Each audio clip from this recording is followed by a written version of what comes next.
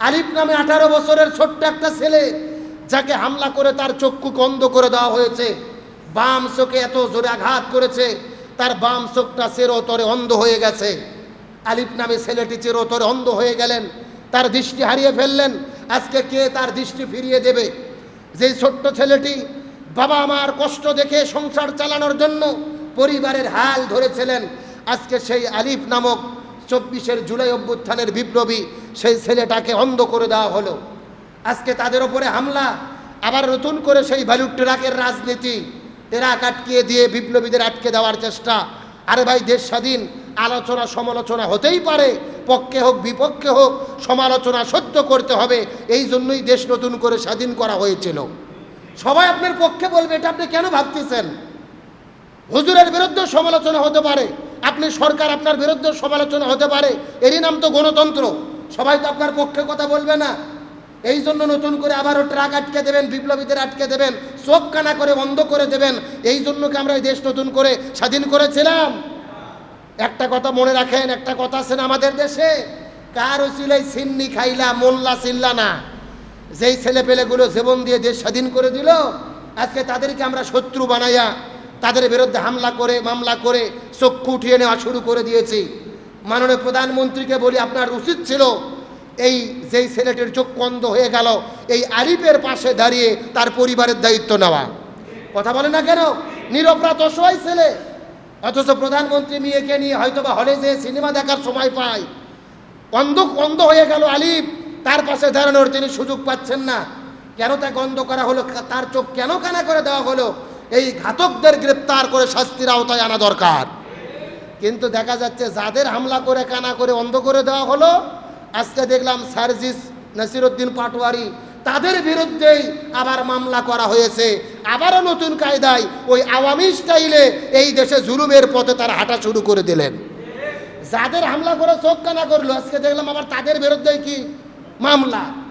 সেই স্বৈরাচারের আমলে যা ঘটেছিল একই যদি ঘটে, তো 1700 ছাত্র জীবন দিয়ে লাভটা হলো কি বলেন? এই জন্য বলতে চাই, ক্ষমতা পাই আমরা যেন অহংকারী না হয়ে যাই, আমরা যেন ক্ষমতার দম্ভ না দেখাই।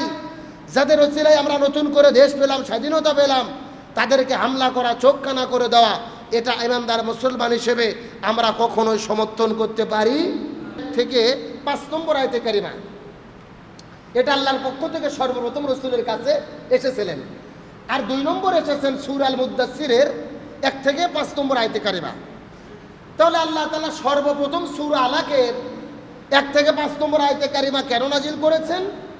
রাসূল আরবি সাল্লাল্লাহু আলাইহি ওয়াসাল্লাম 1 নয় 2 নয় 3 থেকে 3.5 বছর ধরে হীরা গুহার ভেতরে ফিকির করেছিলেন, ধ্যানে মগ্ন ছিলেন, গবেষণায় রত ছিলেন, কিভাবে এ জাতিকে মুক্ত করা যায়, অন্ধকারের পথ থেকে মানুষদেরকে আলোর পথে ফিরানো যায়।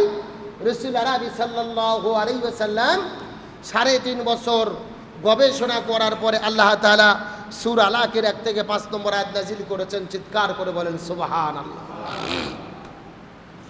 রাসূল আরবি সাল্লাল্লাহু আলাইহি ওয়াসাল্লাম এই জাতিকে মুক্ত করার জন্য, ঘনে ধরা জর্জীর্ণ সমাজটাকে পরিবর্তন করার জন্য, আইয়ামে জাহিলিয়াতকে পরিবর্তন করে দেওয়ার জন্য, অন্ধকারের পথ থেকে মানুষদেরকে আলোর পথে ফিরে আনার জন্য নবীজি গারে হীরার মধ্যে 3 বছর থেকে 3.5 বছর গবেষণা করলেন। নবীজি ফিকির করলেন, চিন্তা ভাবনা করলেন। আলোর পথ যখন খোঁজা শুরু করে দিলেন, আল্লাহ তাআলা সর্বপ্রথম হযরত জিবরাইল আলাইহিস সালামের মাধ্যমে সূরা আলাকের 1 থেকে 5 নম্বর আয়াতে কারিমা নাজিল করে দিলেন। আল্লাহ রাব্বুল আলামিন সর্বপ্রথম বললেন, ইকরা বিইসমি রাব্বিকাল্লাযী খলাক। হে রাসূল, আপনি পড়েন আপনার রবের নামে, যিনি আপনাকে সৃষ্টি করেছেন। আপনার রবের নামে পড়েন, আপনার রবকে জানেন, আপনার রব সম্পর্কে জ্ঞান অর্জন করেন। তাহলে আল্লাহ তাআলা সর্বপ্রথম বললেন ইকরা। আল্লাহর সর্বপ্রথম রহি হলেন ইকরা, পড়ো। বিসমি রাব্বিকাল্লাযী খলাক, আপনার রবের নামে যিনি আপনাকে সৃষ্টি করেছেন। তার মানে বোঝা গেল আল্লাহ তাআলা সর্বপ্রথম আমার নবীর প্রতি যেই বিধান নাজিল করলেন, সেই বিধানের নাম হলেন ইকরা, পড়ো পড়ো পড়ো। তার মানে সর্বপ্রথম আল্লাহ তাআলা পড়ার বিধানকে রসুলের ওপরে ফরজ করে দিয়ে দিলেন। আল্লাহ তাআলা সর্বপ্রথম রসুলকে কি করতে বললেন? সব একটু কথা বলেন, কি করতে বললেন? আল্লাহ তাআলা সর্বপ্রথম নামাজ পড়তে বললেন না, আল্লাহ তাআলা সর্বপ্রথম রোজা রাখার কথা বললেন না, সর্বপ্রথম হজ করার কথা বললেন না, সর্বপ্রথম আল্লাহ তাআলা জিকির করার কথা বললেন না। আল্লাহ তাআলা সর্বপ্রথম বললেন ইকরা বিসমি রব্বিকাল্লাযী খলাক, পড়ো তোমার প্রভুর নামে যিনি তোমাকে সৃষ্টি করেছেন। তার মানে তোমার রবের পক্ষ থেকে যত জ্ঞান তোমার উপরে অবতীর্ণ হবে, এই কোরআন হাদিসের জ্ঞান তোমাকে অর্জন করতে হবে। এই জন্য একজন মানুষ কালেমা পড়ার পরে, ঈমানদার মুসলমান হওয়ার পরে মুমিন জীবনের সর্বপ্রথম দায়িত্ব হলেন কোরআনের জ্ঞান অর্জন করা। মুমিন জীবনের সর্বপ্রথম ফরজ কি বলেন তো? এ সবাই কথা বলেন, সর্বপ্রথম ফরজ কি? নামাজ প্রথম ফরজ না, রোজা রাখা প্রথম ফরজ না, হজ করা প্রথম ফরজ না, জিকির করা প্রথম ফরজ না। প্রথম ফরজ কিসের জ্ঞান অর্জন করা? আমার প্রিয় মুসলমান ভাইরা বোঝার চেষ্টা করেন, আল্লাহ সর্বপ্রথম নামাজ পড়তে বললেন না, রোজা রাখতে বললেন না, হজ করতে বললেন না, যাকাত দিতে বললেন না, কিন্তু আল্লাহ তাআলা কোরআনের জ্ঞান অর্জন করতে বললেন। তার পিছনে কারণটা কি? কারণটা হলো আপনি যদি কোরআন না জানেন সঠিকভাবে নামাজ পড়তে পারবেন না, আপনি যদি কোরআন না জানেন সঠিকভাবে রোজা রাখতে পারবেন না, আপনি যদি কোরআন না জানেন হজ করতে পারবেন না, আপনি যদি কোরআন না জানেন সঠিক তরিকায় জিকির করতে পারবেন না। তার মানে পুরো জীবনের আপনার পুরো জীবন পরিচালনা করার জন্য, আল্লাহর বিধিবিধান মেনে চলার জন্য মুমিন জীবনের সর্বপ্রধান দায়িত্ব হলো কোরআন সুন্নাহর জ্ঞান অর্জন করা। আমি কি আপনাদের বুঝাতে পারছি? আপনি যে ইবাদতই করেন সর্বপ্রথম কিসের জ্ঞান লাগবে? আরো জোরে বলেন। আপনার উপরে নামাজ ফরজ, কেমনে ফরজ, কিভাবে ফরজ, কেমনে পড়বেন? কোরআন হাদিস না জানলে আপনি কি পারবেন? তাহলে ঢাকার যাওয়া আপনার দায়িত্ব। এখন আপনি ঢাকায় কেমনে যাবেন, কোন গাড়ি চললে যেতে পারবেন, কোন বাসে চড়া লাগবে, কোন ট্রেনে চড়ে যাওয়া লাগবে, এটা জানার দরকার আছে না নাই? ঢাকা যাওয়া যেরকম দায়িত্ব, একই রকম যাওয়ার পদ্ধতি জানা আপনার সর্বপ্রথম।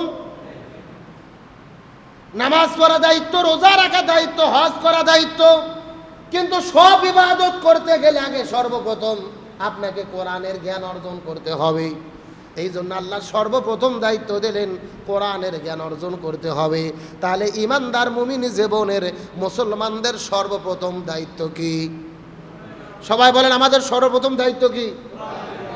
এখন আমাদের 1 নম্বর দায়িত্ব যদি হয় কোরআনের জ্ঞান অর্জন করা, শয়তানের 1 নম্বর কাজ কি?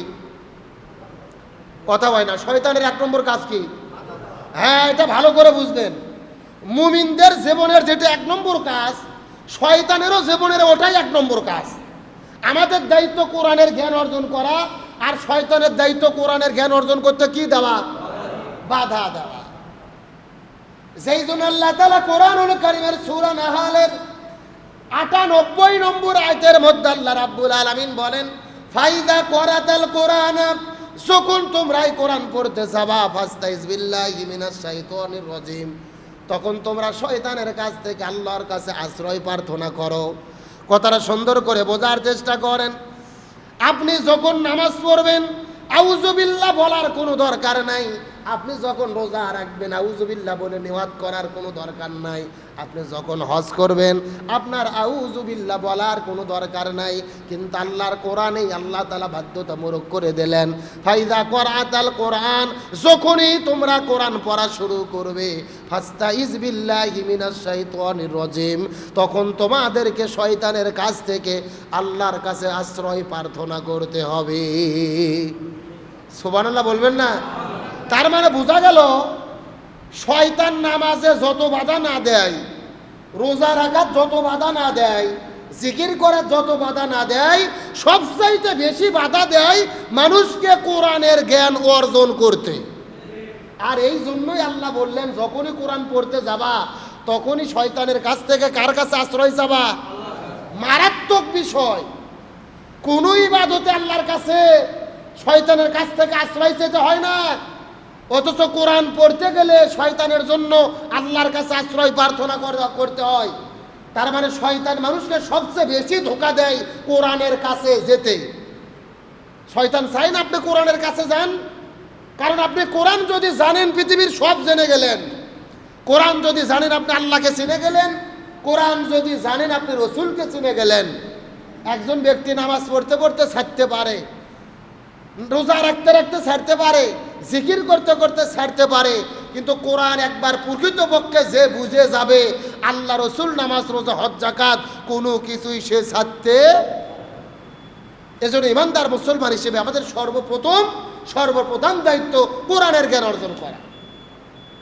কিন্তু আমাদের দেশে অনেকে ফতোয়া দেয় যে জানার নাম ইসলাম না মানার নাম ইসলাম। এমন কথা আপনারা শুনছেন নাকি শোনেন নাই? অনেকে কিন্তু ভালো ভালো লোকও বলে যে এত জানে কি হবে, মানতে পারি না। অনেক দেখেছি জানে রে, অনেক বড় বড় হুজুর আছে ওরা মানে না, অতএব আমরা জানি না ওটাই ভালো। এটা সম্পূর্ণ কোরআন সুন্নাহ বিরোধী কথা। ভালো করে বোঝেন, যে জানে কিন্তু মানে না এর অপরাধ হলো একটা। জোরে বলেন কয়টা? আপনার জন্য জানাও ফরজ, আপনার জন্য মানাও ফরজ। আমি হুজুর জানি কিন্তু মানি না, আমার অপরাধ একটা। আমি জানি ঠিকই, মানি না। কিন্তু আপনি জানেনও না মানেনও না, আপনার অপরাধ হলো দুইটা। কারণ আপনার জন্য জানাও ফরজ, আপনার জন্য মানাও। অনেকে ধান্দা করে বসে আছে যে হাসরের ময়দানে আল্লাহকে বলবো, আল্লাহ আমরা তো এগুলো জানতাম না এই জন্য মানিনি। এই বললেই আল্লাহ আপনাকে ছাড় দেবেন। আল্লাহ বলবে যে তুই জানলি না কৃষক, আগে এটা কর। তোর জন্য তো জানাও ফরজ ছিল, মানাও ফরজ ছিল। সুতরাং যে জানে কিন্তু মানে না এর অপরাধ কয়টা? আর যে জানেও না মানেও না অপরাধ কয়টা?